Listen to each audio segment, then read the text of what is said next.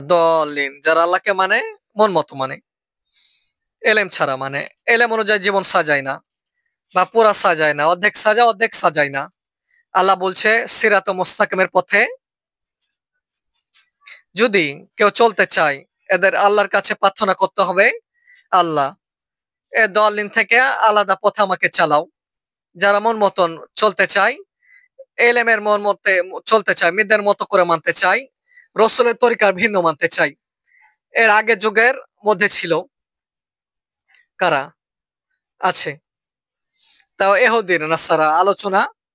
পবিত্র কোরআনের প্রথম সূরার ভিতর আছে ওই সূরা মক্কি তা আলোচনা মুশরিক নিয়ে আছে কথা আলোচনা কি নিয়ে ইহুদি নাসারা এটা প্রথম সূরার ভিতর ইহুদি সূরা নাই আগে নাজিল করেছে আল্লাহ তাআলা আবার মক্কা নাজিল করেছে ইহুদি নাসারা সূরা ফাতিহা নাহি মানে কোরআনের ভূমিকা ঠিক আছে কোরআনের সবচেয়ে বড় সূরা সূরা বাকারা যেখানে উম্মত মুসলিমের সবচেয়ে বড় সংশোধন একবার বিস্তারিত আলোচনা সূরা উম্মত মুসলিমা সংশোধন বিস্তারিত সূরা বাকারায় সূরা বাকারা আল্লাহর নাম ধরে ধরে আলোচনা করেছে এখানে আবু জেহেল কাহিনী কথা বলেন একটু যখনই আবু তালেব বলেছে নাম ধরে আলোচনা শুরু করেছে ইয়া বনি ইসরাইল ইযকুরু নিমাতাল্লাহ আনামতু আলাইকুম আফু বিআহাদিমকুম ও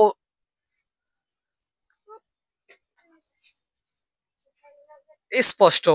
এ বনি ইসরাইল মানে নাজিল হলো কোরআন মানে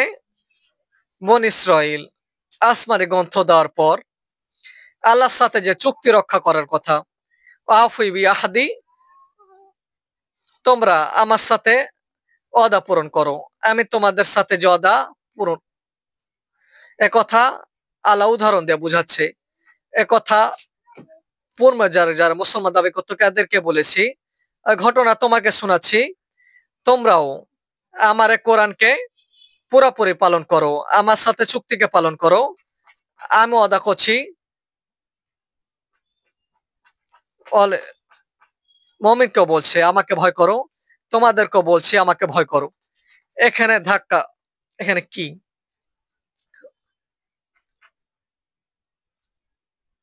বুঝেন ফাত্তাকুনের স্তর পরে কাফের মুশরিক বেঈমান যারা আছে এদের ভিতর ভয় ভয় মানুষের একটা সিফত আর মুত্তাকিনদের সিফত আর মানুষের সিফত কি ভয় দিলের ভিতর পুলিশে ধরবে ভয় পেয়েছে পুলিশ দেখলে ভয় পায় বুঝেন অথবা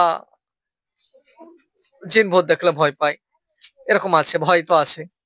এটা ভয় আমাদের মূল আলোচনা আল্লাহ তাআলা এখানেও যে আলোচনা শুরু করলেন এখানে মুশরিকদের আলোচনা করেছেন এখানে কার আলোচনা করছে বনি ইসরাইল ইহুদি নাসারাদেরকে আলোচনা করছে বাকরার বাকর ও কথার উত্তর দেওয়ার জন্য বলছে আল্লাহ তাআলা এত গুরুত্ব দিয়ে ইহুদি নাসারদেরকে আলোচনা করলেন সর্বপ্রথম পুরা সূরার বিষয় শেষ করলেন এটা দিয়ে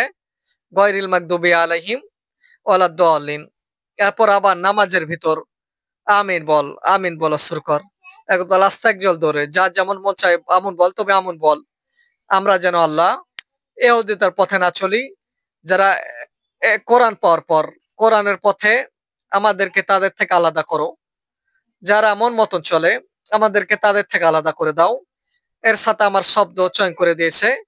যদি কোরআনের অংশ না এরপর কোরআনের সাথে শব্দ যোগ করে দেওয়া হয়েছে কবুল করার জন্য যে আমিন বল নামাজও বল নামাজের জন্য সুন্নাত শুধু এতটুকু না ফান মালাইক মান তামিলুহু মালাইকা গফির আলহমা কদ্দামা মিন জাম্বি বুখারীর বর্ণনা যে যার আমিন ফেরেশতার আমিনের সাথে মিলবে আল্লাহ তার গুনাহ মাফ করে দিবে আজীব আমিনের অর্থ আমিনের ফজিলত কিসের ফজিলত আমিনের ফজিলত নিয়ে না আমিনে অর্থাৎ ফেরেশতারা যখন ইমাম সাহেব আল্লাহ দোয়ালিন বলে, সাথে সাথে আমিন বলে, আমিন বলে। এখন প্রত্যেকটা মুমিনের তামান্না নামাজ জীবন যেন ইহুদের সাথে না মিলে এবং নাসারের সাথে না মিলে, যারা মন গড়া চলতে চাইছে এদের সাথে না মিলে। এই তামান্না দোয়া করছে। ও দোয়ার ভিতর তৎক্ষণাৎ থাকে, দোয়া শেষ করে আল্লাহ আমার দিলে তাড়াতাড়ি কবুল করো, আমিন। অর্থাৎ যে ওই দিলের ভিতর ইহুদিন আসারাদের পক্ষে ভয় করে, এ পথ আমাকে সিরাত মুস্তাকিম থেকে সরিয়ে দিবে, আল্লাহ যদি না বাঁচে আমি বাঁচতে পারবো না, এই ভয় যার দিলের ভিতর, তৎক্ষণাৎ আল্লাহ দলিন শেষ করার সাথে সাথে ওই আমিন বলে। আর ফেরেশতাও অপেক্ষায় থাকো আমিন বলবে। অর্থাৎ ফেরেশতারা অলে দলিন পড়ার সাথে সাথে আমিন বলে। এখন যে বান্দা দিলের ভেতরে তামান্না লালন করে, আমি ইহুদিদের থেকে আলাদা হতে চাই, নাসারাদের থেকে আলাদা হতে চাই, এ আল্লাহ তুমি আমাদেরকে দোয়া কবুল করো, তৎক্ষণাৎ দোয়া কবুলের জন্য মিনতি করে আল্লাহ তাআলা বলছে আমি ওকে মাফ করে দেব।